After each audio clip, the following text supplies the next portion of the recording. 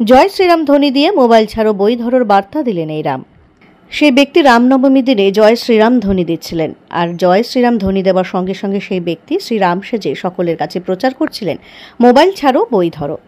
শুধু তাই নয়, শ্রীরাম সেজে সেই ব্যক্তি সকলের হাতে গাছের চারা তুলে দেন আর বলতে থাকেন, একটি গাছ একটি প্রাণ, গাছ লাগাও প্রাণ বাঁচাও।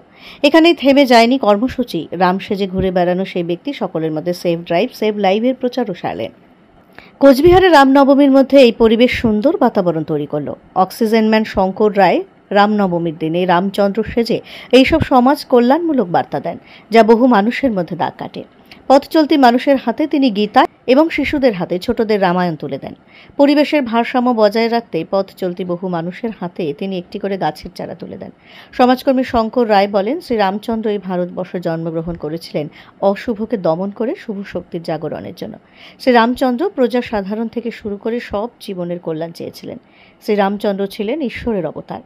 শ্রী রামচন্দ্র একজন আদর্শ পুরুষ। তার দর্শন গ্রহণ করে আমরা সবাই মিলে সমাজের মঙ্গলের জন্য কাজ করতে পারলে তবেই সার্থক হবে রামনবমী পালন।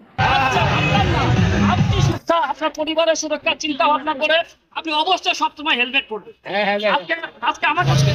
আজকে আমি রাম সেজেছি। সকলেই জানেন আমি বিভিন্ন সময় বিভিন্ন কিছু সেজে থাকি।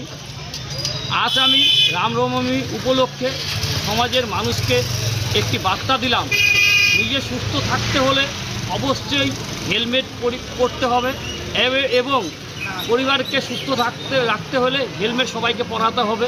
তার সাথে পরিবেশ রক্ষার বার্তা দিতে গাছ বিলি করলাম, গাছ লাগানোর বার্তা দিয়েছি সকলকে এবং তার সাথে এবং আমাদের এই গীতা, সেই গীতা প্রচুর মানুষকে দান করলাম, সকলকে গীতা পড়ার অনুরোধ জানালাম। এইভাবেই আজকে রামনবমীর দিনটি রাম সেজে কাটালাম। আপনার নাম? শঙ্কর রায়। পাড়াবসী যা থাকবে তাদের বাবা খুব সুন্দর স্কুল। কোথায় বাড়ি? শিলিগুড়ি। দেখে ঘুরতে এসেছো? এই যে রামের কাছ থেকে বই পাচ্ছ, কেমন লাগছে? আজকে জানো কি রামনবমী? হ্যাঁ, আজকে আমি কি সেজেছি? রাম। ভালো লাগছে আমাকে? এই বইটা পেয়ে কেমন লাগছে? এটা রামায়ণের বই। হ্যাঁ, সবাইকে পড়াবে, নিজে পড়বে, মাকেও বলবে পড়তে। আর বাবা গাড়ি চালায়, বাইক আছে, হেলমেট পরে। বাবা হেলমেট না পরলে তুমি চড়বে না, মাকেও চড়তে দিবে না। কিন্তু বাবা সুস্থ থাকলে হবে, সবাইকে সুস্থ রাখতে হবে। হেলমেট অবশ্যই, তাই না বাবা? তাহলে কি হেলমেট অবশ্যই তুমিও পড়বে, মাকেও পড়াবে। হ্যাঁ, ভালো থাকবে। আজকে রামনবমী, তো রামনবমীতে রামের কাছ থেকে বইটি পেয়ে কেমন লাগলো? তো তুমি এই বইটি নিয়ে কি করবে? তো পড়বে, তো তার সাথেও সবাইকে তো পড়াবে। তোমার নাম? বাড়ি কোথায়?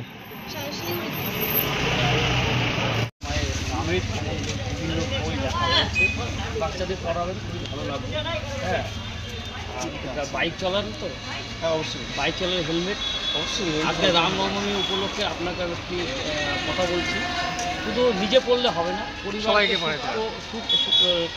ভালো রাখতে হলে সবাইকে হেলমেট পরাতে হবে। আপনি দেখবেন স্বামীরা হেলমেট পরা। আজকে রামনবমী, রামের হাত থেকে গাছ পেয়ে আপনার কাছে কেমন লাগলো? দারুণ দারুণ, মানে এটা বলার কিছু নেই, মানে খুবই ভালো লাগলো।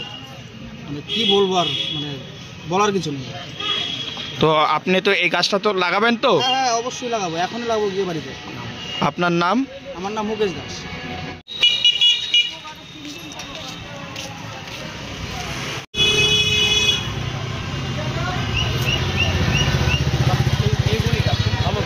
এই এখন লাগাবা সব তাড়াতাড়ি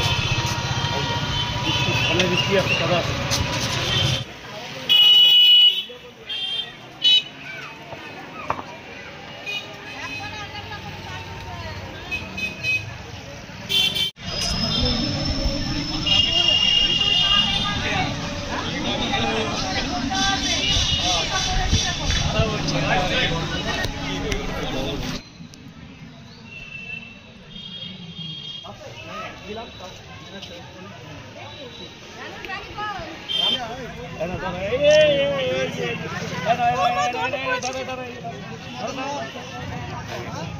বেটা আমার, বুঝছিস?